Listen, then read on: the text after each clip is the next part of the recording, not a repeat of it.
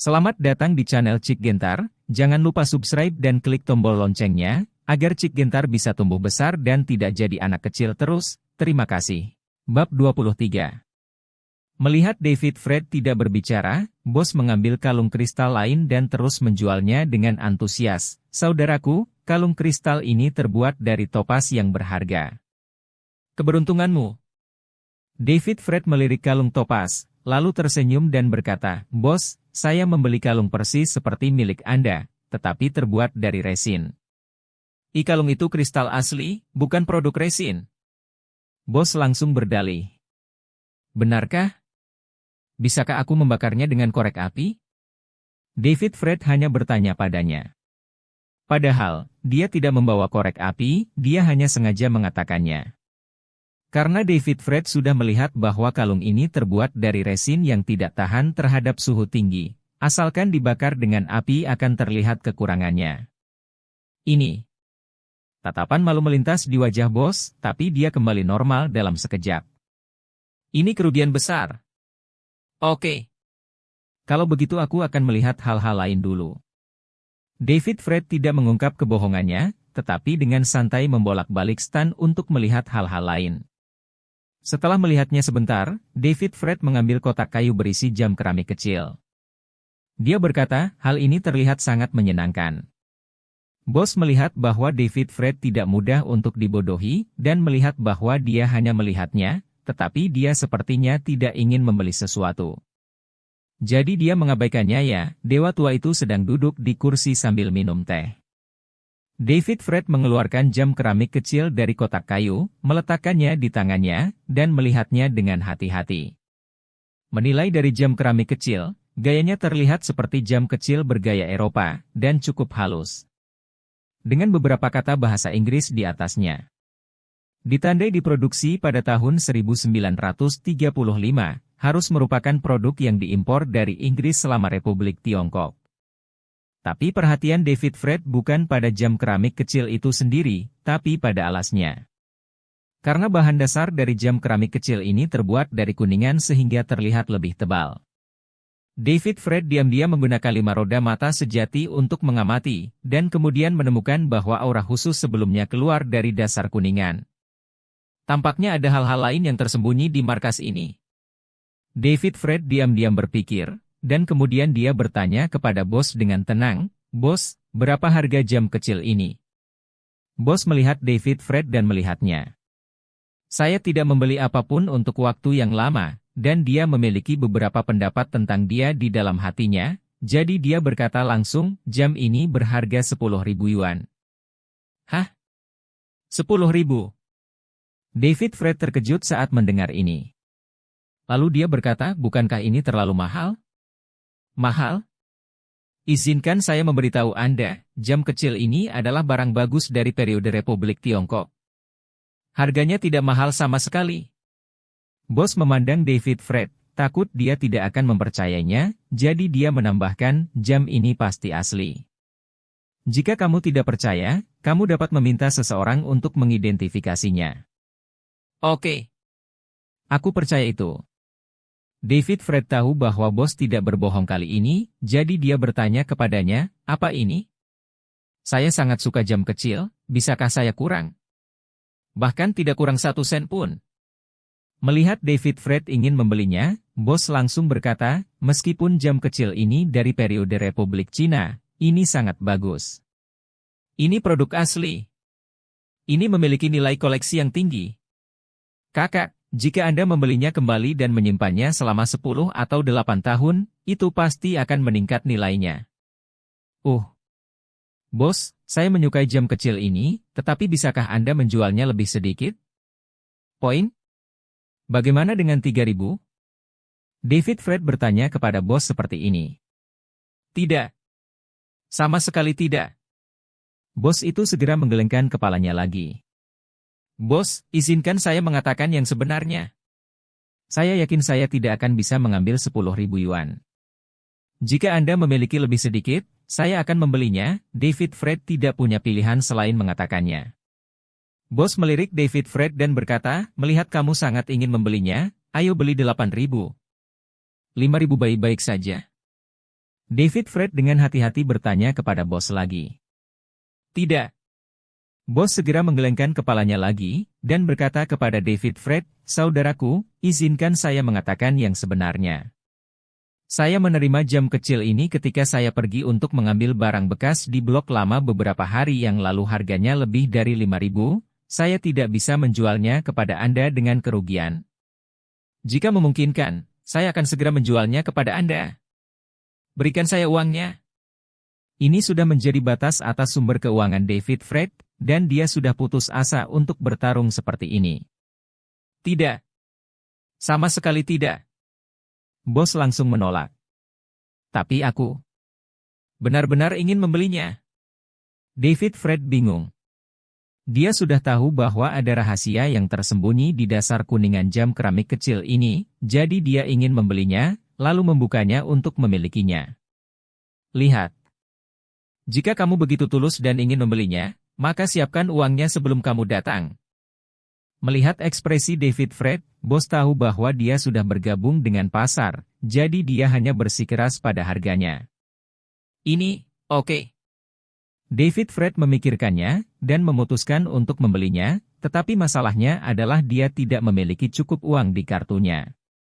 Jika dia benar-benar ingin membelinya, dia harus bertanya kepada orang lain untuk meminjam sejumlah uang. Hanya saja David Fred tiba-tiba berpikir bahwa ketika dia sedang menyiapkan uang hadiah sebelumnya, semua orang yang bisa meminjamnya telah meminjamnya, dan sekarang dia membuka mulutnya lagi, jadi dia sangat malu. Memikirkan hal ini, David Fred menjadi terjerat lagi.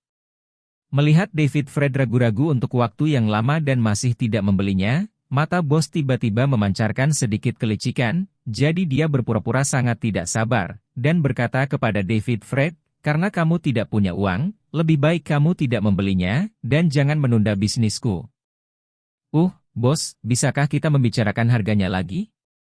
David Fred tidak punya pilihan selain merendahkan suaranya, memohon seperti ini. "Brengsek. Kami sudah menegosiasikan 8.000 yuan.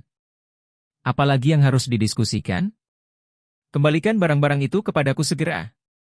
Kasihan, jika kamu tidak punya uang untuk membelinya, cepat keluar dari sini."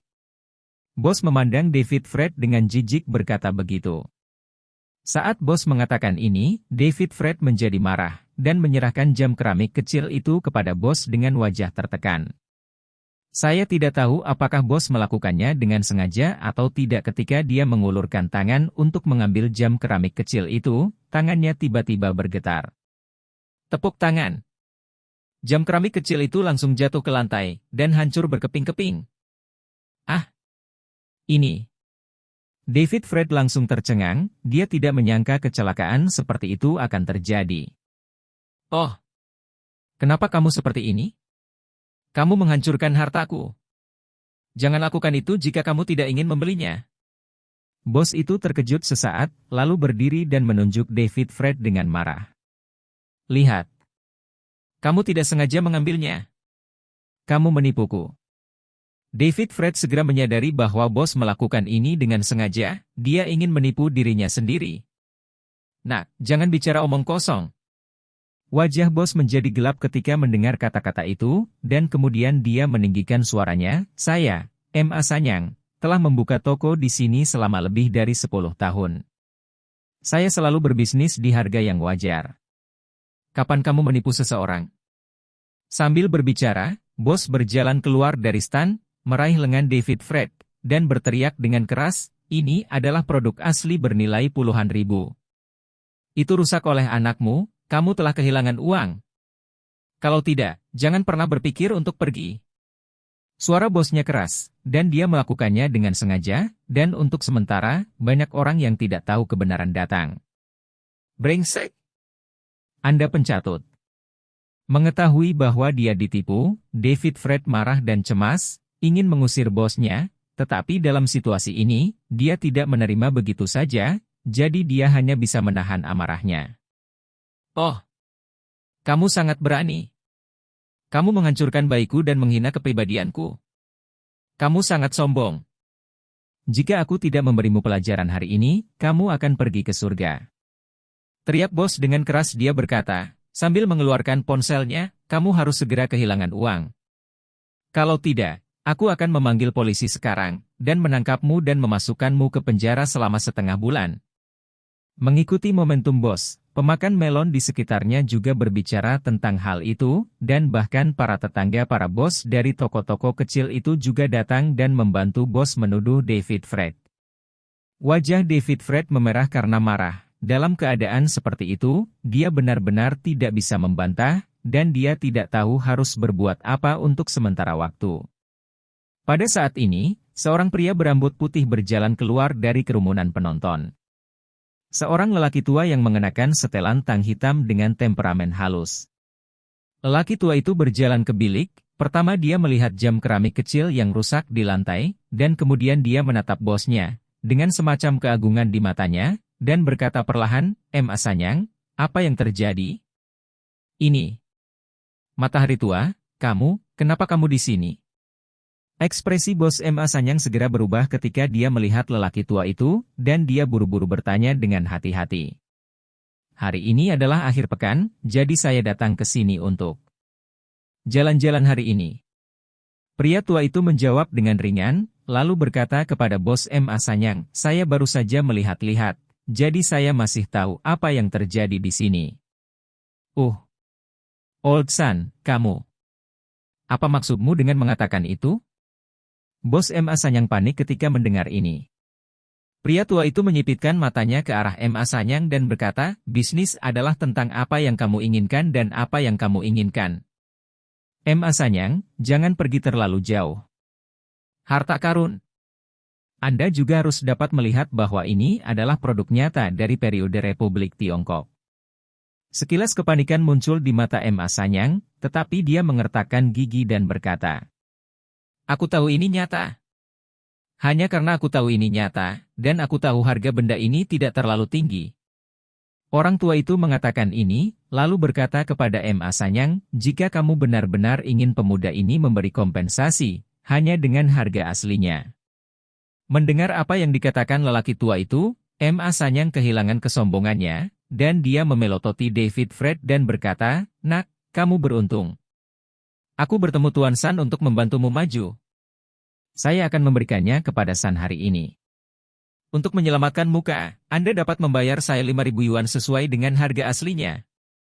Saya tidak akan meminta pertanggungjawaban Anda. Ini." Oke.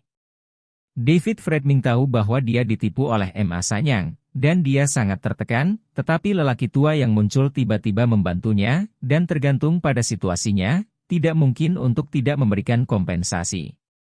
Namun, ketika David Fred memikirkan tujuannya, dia awalnya ingin membeli jam keramik kecil ini dan kemudian mengungkapkan rahasia di dasar kuningannya. Jadi David Fred bertanya kepada M.A. Sanyuan, "Jika saya membayar Anda 5.000 yuan, apakah itu termasuk membeli jam keramik kecil ini?"